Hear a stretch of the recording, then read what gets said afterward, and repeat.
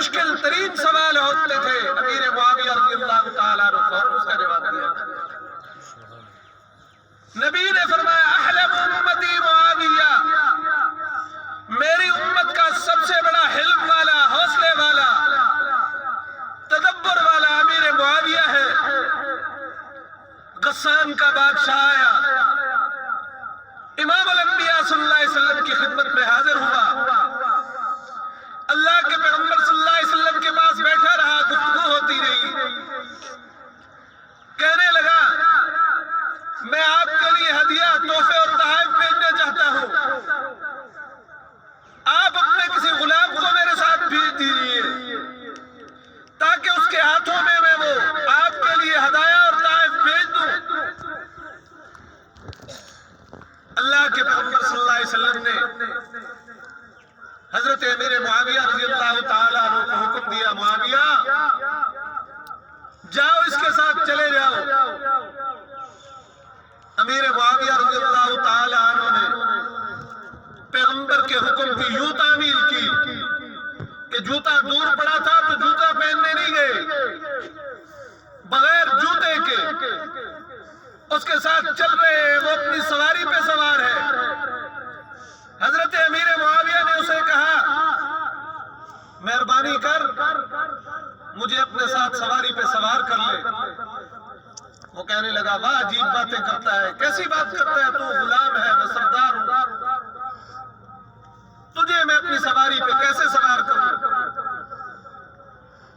حضرت امیر معاویہ رضی اللہ تعالی عنہ پیدل چل رہے ہیں سواری کے ساتھ، پاؤں میں کانٹے پتھر چبھنے لگے، خون نکلنے لگا.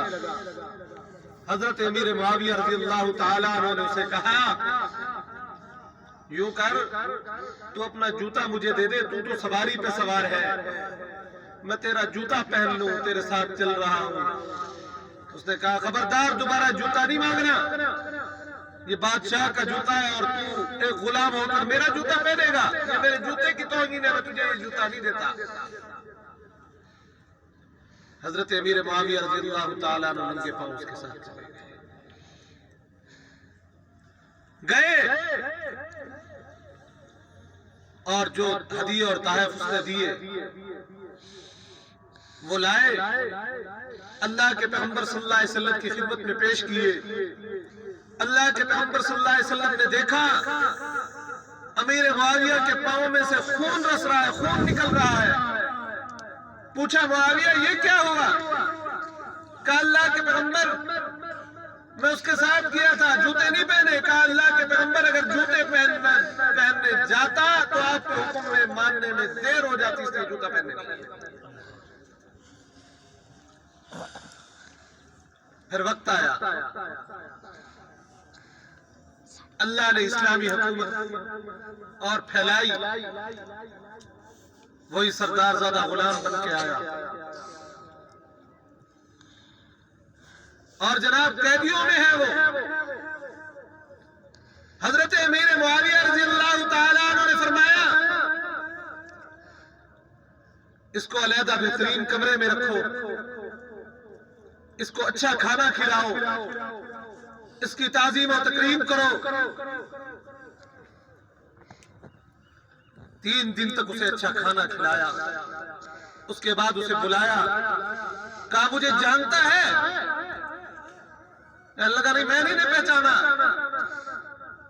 کہا میں وہی شخص ہوں جس کو تو نے اپنے جوتے نہیں دیے تھے، جس کو تو نے اپنی سواری پہ سوار نہیں کیا تھا.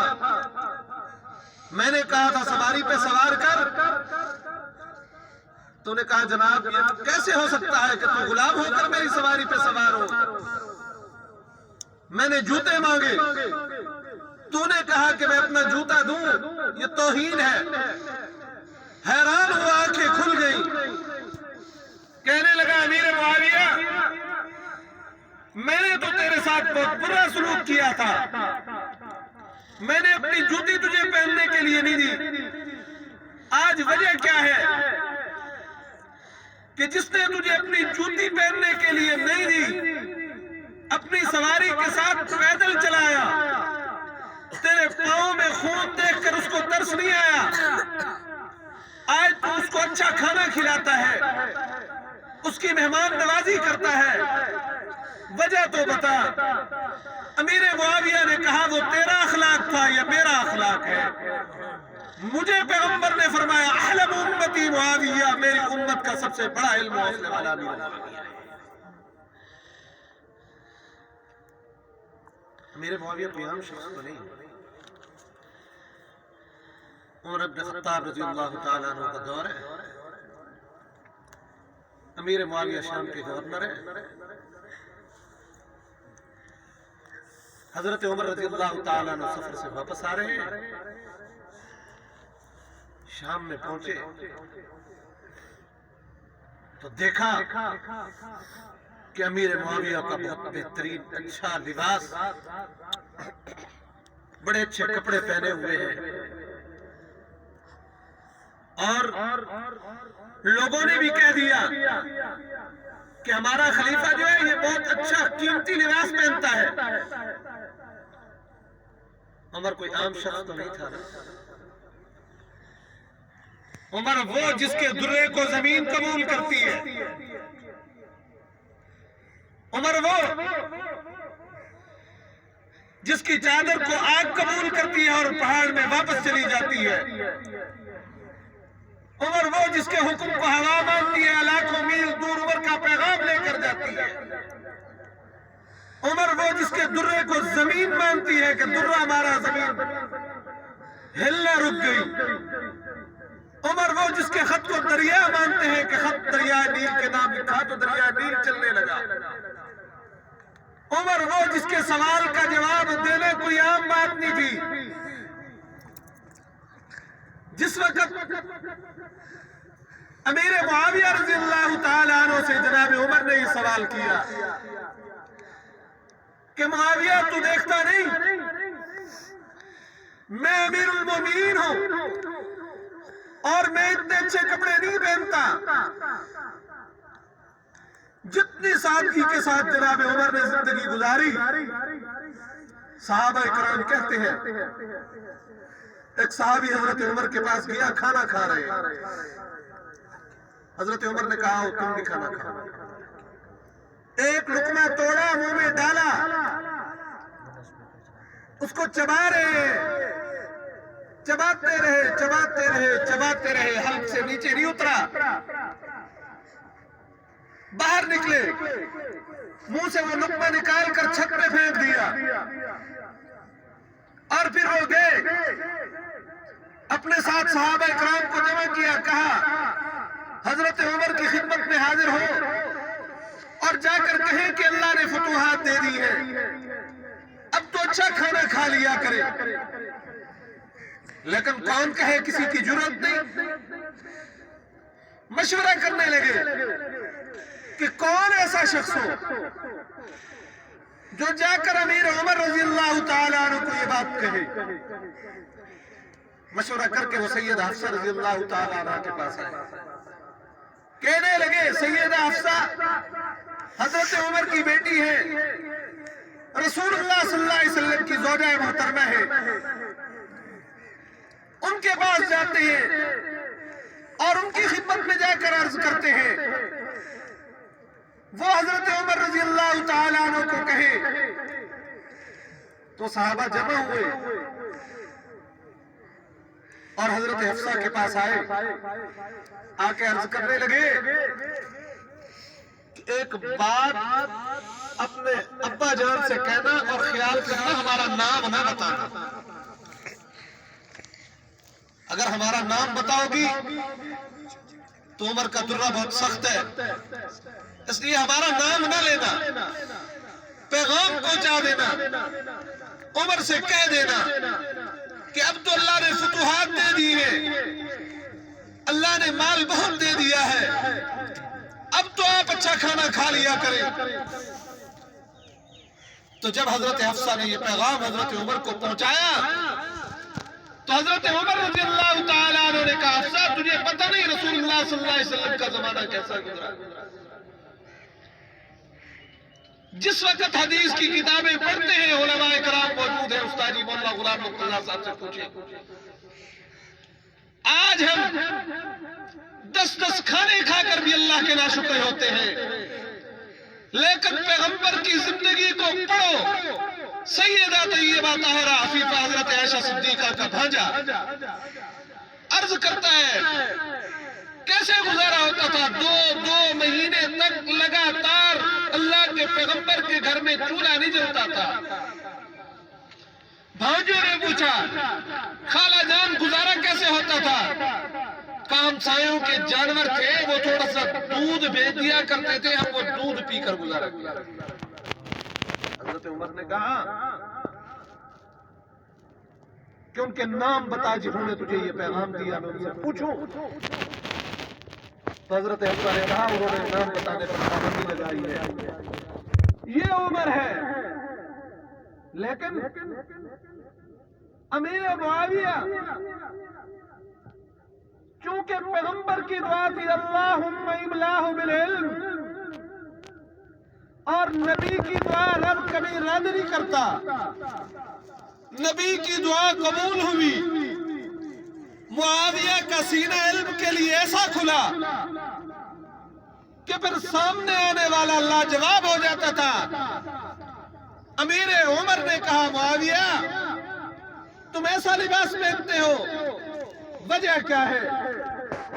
اسی وقت معاویہ نے اپنا وہ لباس اتارا اور نیچے دیکھا تو وہی پھٹا پرانا لباس ہے، اور کہنے لگے عمر اسلام کو اللہ نے شان و شوکت عطا کی، یہاں میرے قریب قریب یہودی لوگ رہتے ہیں، بد مذہب لوگ رہتے ہیں، اگر میں کمزور کپڑے پہن کر رکھوں تو وہ دیکھیں گے تو اسلام کے اوپر انگلی اٹھائیں گے، اس لیے نیچے دیکھ میرا وہی لباس ہے، اوپر یہ لباس اس لیے پہنتا ہوں تاکہ اسلام کی شان و شوکت ان کے سامنے واضح ہو جائے۔ یہ ہے امیر معاویہ رضی اللہ تعالیٰ عنہ، پیغمبر اسلام حضرت سیدنا محمد رسول اللہ صلی اللہ علیہ وسلم کی جماعت صحابہ کا ہر پھول اپنی خوشبو رکھتا ہے، اور یاد رکھو پیغمبر نے فرما دیا کہ اصحابی کالنجوم، میرے سارے کے سارے صحابہ ستاروں کی مانند ہیں، فَبِأَيِّهِمُ اقْتَدَيْتُمْ اهْتَدَيْتُمْ، تم جس کے پیچھے بھی چلو گے تم ہدایت پاؤ گے۔ کیا مطلب؟ اب اس بات کو میں آپ کو سمجھاؤں، اللہ کے پیغمبر صلی اللہ علیہ وسلم نے فرمایا لوگوں میرے یہ جو اہل بیت ہیں یہ تمہارے لیے کشتی نوح کی مانند ہے، میرے جو صحابہ ہیں اصحابی کالنجوم، یہ آسمان کے ستاروں کی مانند ہے۔ اللہ کے پیغمبر اس کا مطلب کیا ہے؟ بات سمجھ نہیں آئی، فرمایا سنو اور سمجھو کیا مطلب ہے اس کا۔ کشتی چلتی ہے دریا میں، آسمان پر ستارے چمکتے ہیں، اب ایک طرف تو فرمایا کہ اہل بیت یہ کشتی نوح کی مانند ہے، دوسری طرف فرمایا کہ اصحابی کالنجوم، میرے صحابہ ستاروں کی مانند ہے۔ اس کو سمجھے تو کیسے سمجھے؟ فرمایا اس کو یوں سمجھو کہ رات کا وقت ہو، کسی شخص نے سفر کرنا ہو، اندھیری رات ہو، سفر کرنے کے لیے اس کو دریا کا راستہ ہو اور کوئی راستہ نہ ہو تو اس وقت یہ ان اندھیروں میں کیا کرے گا؟ اس کو چاہیے کہ یہ کشتی میں بیٹھے اور آسمان کے ستاروں سے روشنی حاصل کر کے اپنی منزل کی طرف چلا جائے۔ اگر کشتی میں بیٹھے گا، آسمان کے ستاروں سے روشنی حاصل کرے گا، اپنی منزل کی طرف پہنچ جائے گا۔ پیغمبر نے فرمایا لوگوں میں چلا جاؤں گا، میرے بعد تم اندھیروں میں ہو جاؤ گے، پھر جب اندھیرے چھا جائیں، بدعات کا اندھیرا ہو، رسومات کا اندھیرا ہو، کفر کا اندھیرا ہو، شرک کا اندھیرا ہو، غلط کاموں کا اندھیرا ہو، بے حیائی عیاشی فحاشی کا اندھیرا ہو، اس وقت تم نے کیا کرنا ہے؟ فرمایا کہ میرے اہل بیت چونکہ کشتی کے مانند ہے، اس لیے تم نے اہل بیت کی محبت کی کشتی میں بیٹھ کر پھر اصحابی کالنجوم، تم نے آسمان کے ستاروں کی طرح میرے صحابہ سے روشنی لینی ہے، اہل بیت کی محبت کی کشتی میں بیٹھنا ہے، میرے صحابہ کے ساتھ محبت کر کے ان کے راستے کو اختیار کر کے۔ کیوں صحابہ کا راستہ اختیار کرنا ہے؟ قرآن کہتا ہے فَإِنْ آمَنُوا بِمِثْلِ مَا آمَنْتُمْ بِهِ فَقَدْ اهْتَدَوْا وَإِنْ تَوَلَّوْا فَإِنَّمَا هُمْ فِي شِقَاقٍ۔ فرمایا کہ میرے سارے جو صحابہ ہیں، اللہ فرماتے ہیں میرے نبی کے جو صحابہ ہیں یہ کیا ہے؟ یہ تمہارے لیے راہ ہدایت ہے۔ اگر ان کے طریقے پر چلو گے پھر تم سیدھے راستے پہ چلو گے، اگر ان سے پیچھے ہٹے فَإِنَّمَا هُمْ فِي شِقَاقٍ، پھر محنت کرو، کوشش کرو، جو مرضی کرو، دنیا میں کامیابی حاصل کرنا چاہو تو کامیاب نہیں ہو سکتے۔ اگر کامیاب ہونا چاہتے ہو میرے صحابہ کے پیچھے چلو۔ امیر معاویہ جماعت صحابہ میں بہت اونچا مقام رکھتے ہیں، جس کو نبی کی دعا ہو، جس کا سینہ پیغمبر کی کمر کے ساتھ لگے، جو پوری امت کا ماموں ہو۔ مسلمانوں یاد رکھو، ہر شخص اپنی ماں کی بہن کا، اپنی ماں کے بھائی کا بہت احترام کرتا ہے کہ یہ میرا ماموں ہے۔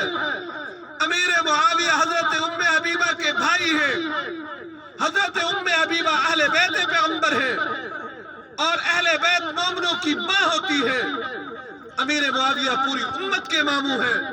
یاد رکھو، جہاں دیکھو کوئی شخص امیر معاویہ کے متعلق زبان کھول رہا ہے، زبان درازی کر رہا ہے، پھر خاموش نہیں رہنا، پیغمبر کے فرمان پہ عمل کرنا ہے کہ حضور صلی اللہ علیہ وسلم نے فرمایا من سب الانبیاء فقتل ومن سب اصحابی فجلد، جو کسی نبی کی گستاخی کرے اس گستاخ کو قتل کر دو، اگر کوئی میرے صحابہ میں سے کسی کی گستاخی کرے تو اس کو کوڑے لگا۔